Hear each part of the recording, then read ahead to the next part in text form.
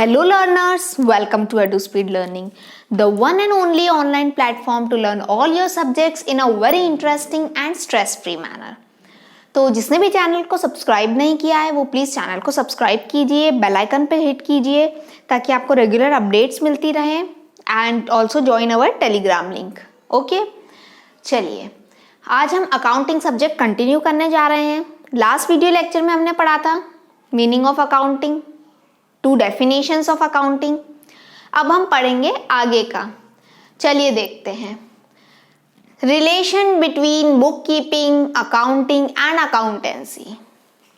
आपकी एग्जाम में ये क्वेश्चन आ जाता है 1 और 2 मार्क्स में, that what is the relation between book keeping और अकाउंटिंग या बुक कीपिंग अकाउंटेंसी. ठीक है, देखिए यहाँ पर हमने आपके लिए डायग्राम लिया है. देखिए सबसे छोटे गोले में है बुक कीपिंग क्योंकि वो छोटी फील्ड है, उससे बड़े गोले में है अकाउंटिंग और उससे बड़े गोले में अकाउंटेंसी. बुक कीपिंग में हम कुछ प्लस करेंगे तो अकाउंटिंग बनेगा क्योंकि बुक कीपिंग अकाउंटिंग के गोले के अंदर है, मतलब उसमें बुक कीपिंग तो आएगा, साथ में कुछ और प्लस करने पर वो अकाउंटिंग बन जाएगा. उसी तरह अकाउंटेंसी के गोले के अंदर ये दोनों है, ये दोनों उसमें आएंगे, बुक कीपिंग प्लस अकाउंटिंग, साथ में कुछ और प्लस करने पर अकाउंटेंसी बन जाएगा. चलिए देखते हैं.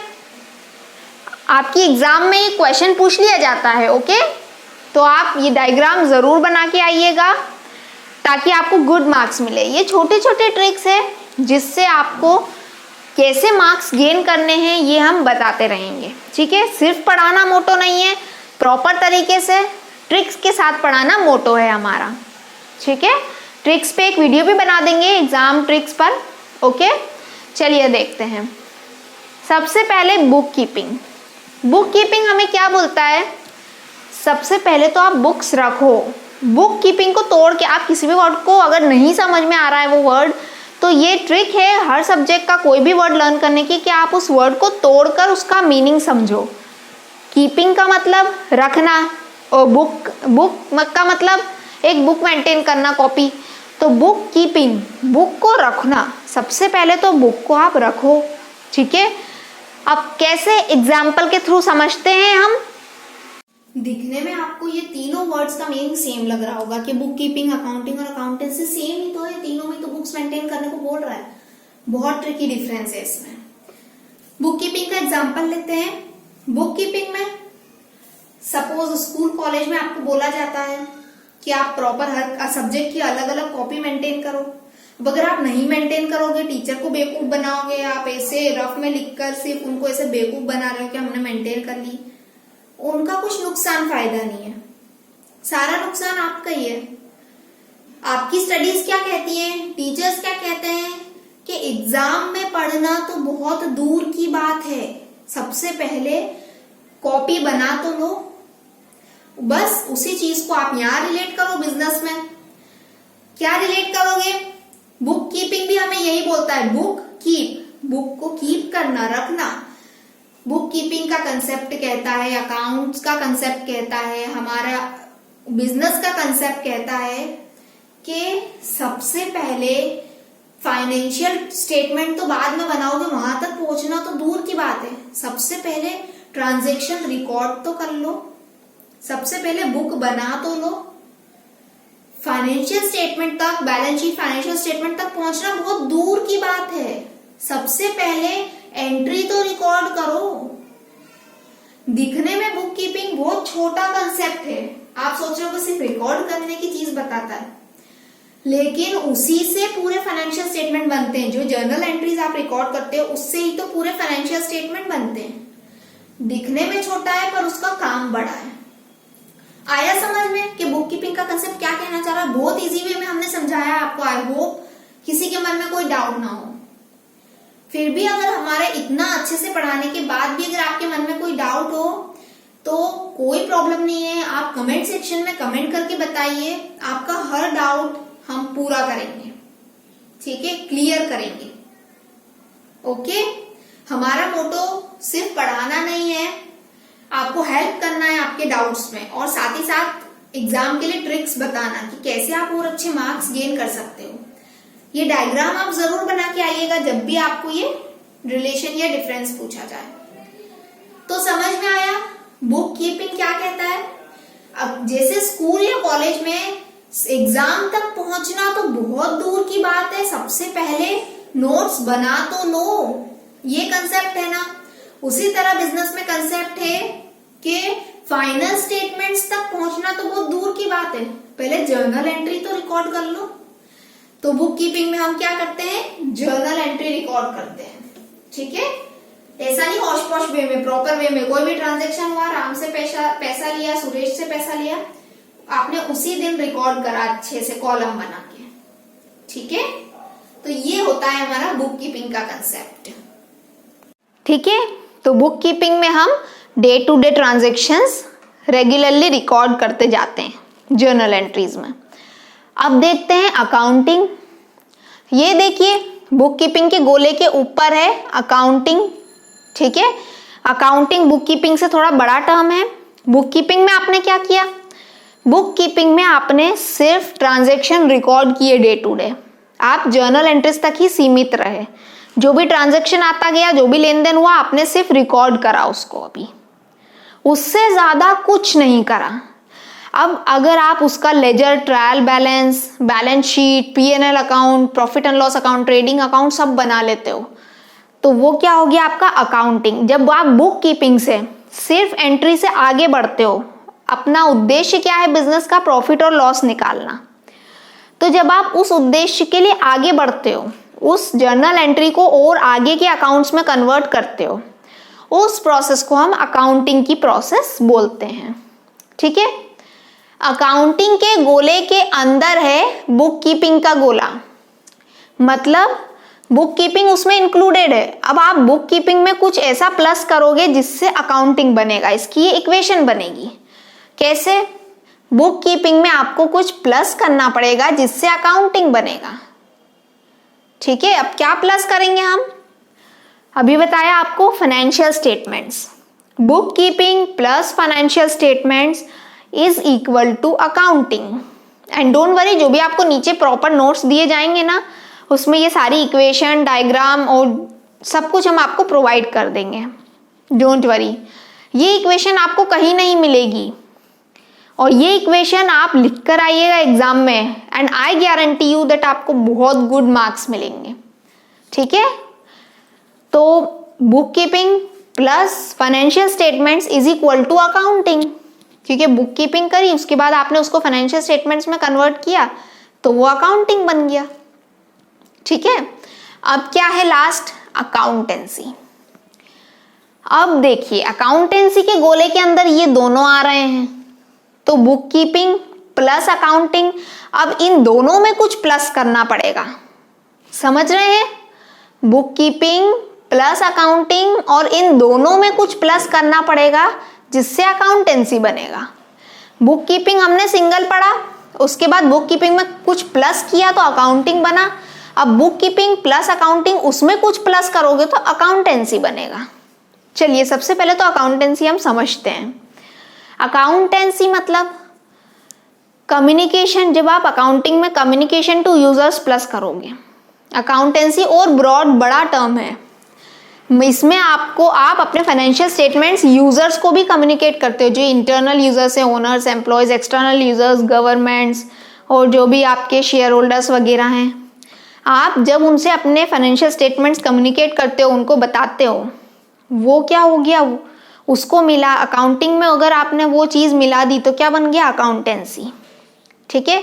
तो इसकी इक्वेशन क्या बनेगी, book keeping plus accounting plus communication to users is equal to accountancy.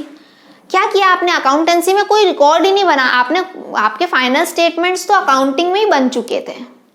आपने अकाउंटेंसी में क्या किया, सिर्फ कम्युनिकेशन किया, आपने जो अपना फाइनल स्टेटमेंट्स यूजर्स को दिखाए, तो बस वो चीज़ आई अकाउंटेंसी में। तो book keeping plus accounting plus communication to users is equal to accountancy. आया समझ में, कितना इंटरेस्टिंग वे में हमने ये पढ़ लिया, ठीक है। कोई भी डाउट हो आप कमेंट सेक्शन में कमेंट करके बताइएगा, आपका पूरा हर डाउट क्लियर किया जाएगा। वैसे तो हम पूरी कोशिश कर रहे हैं कि आपको हर चीज़ इंटरेस्टिंग वे में पढ़ा सकें, बट अगर फिर भी कोई डाउट रह जाता है तो आप बताइएगा। सिर्फ हमारा मोटो पढ़ाना नहीं है, आपका डाउट क्लियर करना, साथ ही साथ आपको एग्जाम के लिए ट्रिक्स बताना, मार्क्स गेन करने के लिए ट्रिक्स बताना। ओवरऑल हमारा आपके डेवलपमेंट पे मोटो है, ठीक है। तो ये था डिफरेंस या रिलेशन बोल दीजिए between accounting, book keeping and accountancy. आया समझ में? बुक कीपिंग, उसके ऊपर है अकाउंटिंग और उसके ऊपर है अकाउंटेंसी। चलिए अब हम इसकी इक्वेशन देखते हैं। वैसे तो हमने आपको इक्वेशन बोल के समझा दी है, एक बार रिटर्न में भी हम इसकी इक्वेशन देखते हैं। देखिए यहाँ पर हमने रिटर्न फॉर्म में लिख दी है आपके लिए इक्वेशंस।